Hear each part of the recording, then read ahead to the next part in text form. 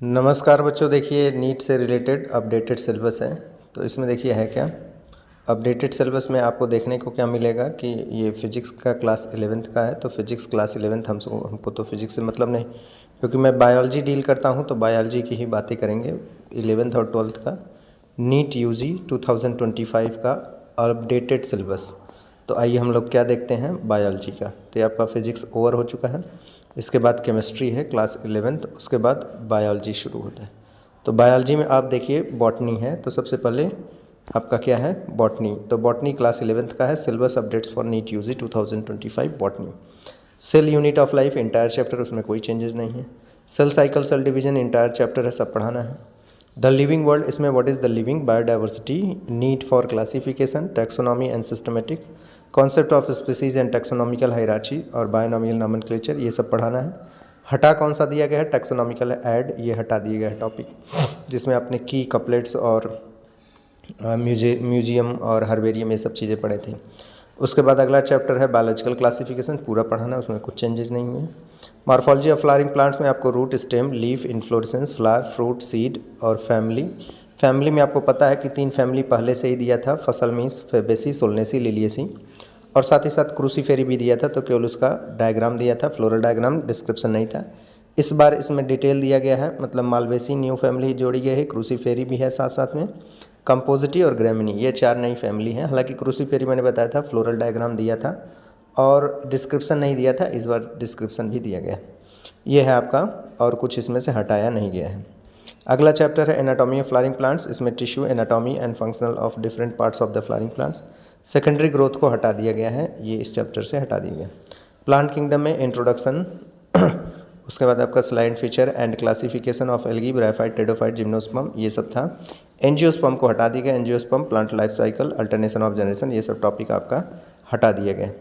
उसके बाद photosynthesis in higher plants में पूरा चैप्टर है, कोई चेंजेस नहीं है। रेस्पिरेशन इन प्लांट्स पूरा चैप्टर है, कोई चेंजेस नहीं है। प्लांट ग्रोथ एंड डेवलपमेंट में plant growth and development, seed germination, phases of plant growth and development, growth rate है। उसके बाद आपका condition for growth, differentiation, dedifferentiation, redifferentiation, sequence of development process in the plant cell, growth regulation, auxin, gibberellin, cytokinin, ethylene, abscisic acid. तो ये सब hormone के विषय में टॉपिक क्या हटाया गया है, फोटो पीरियोडिज्म और वर्नलाइजेशन, ये दोनों टॉपिक को यहाँ से हटा दिए गए, मतलब नीट में एनसीईआरटी में दिया है। अब देखिए उसके बाद sexual reproduction in flowering plants, पूरा चैप्टर है, कोई चेंजेस नहीं। Principal of inheritance and variation, entire chapter, ये +2 का है, यहाँ पर देखिए +2 लिखा गया है, तो ये ध्यान रख दीजिएगा।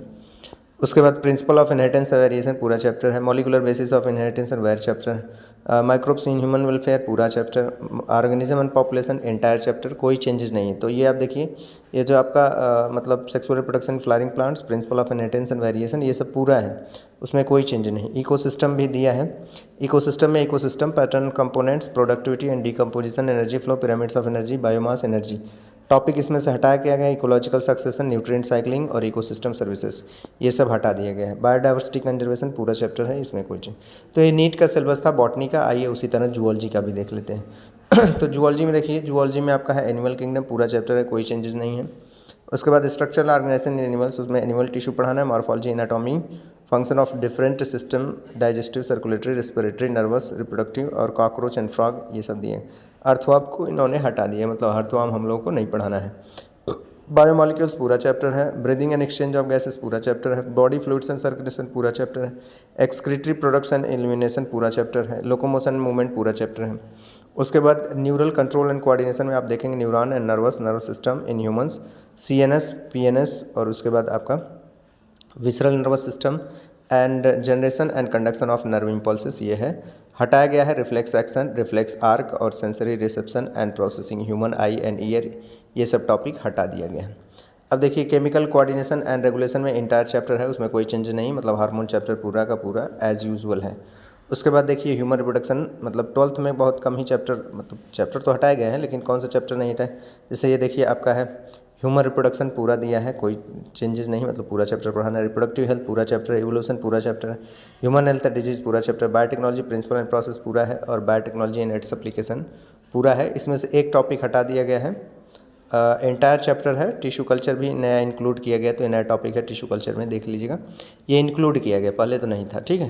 तो ये रहा आपका नीट यूजी 2025 का अपडेटेड सिलेबस। ठीक है। तो नीट यूजी 2025 का बायोलॉजी से रिलेटेड अपडेटेड सिलेबस है, ठीक है। और ये काफ़ी हेल्पफुल होगा क्योंकि आपको अननेसेसरी चीज़ें पढ़ने से अच्छा है आप टॉपिक वाइज वही टॉपिक पढ़िए जो आपके एग्ज़ाम में क्वेश्चनिंग के रूप में आएंगे। तो ये रहा आपका updated syllabus for biology NEET 2025 के लिए, ठीक है। और जो बच्चे मतलब प्रिपरेशन कर रहे हैं नीट की प्रिपरेशन, तो वो बायो बूस्ट क्लासेस BBC पाठक ट्यूटोरियल से जुड़े, जहाँ पर आपको नीट से संबंधित सभी समस्याओं का समाधान किया जाता है। चलिए क्लास को फिनिश करते हैं। Thank you.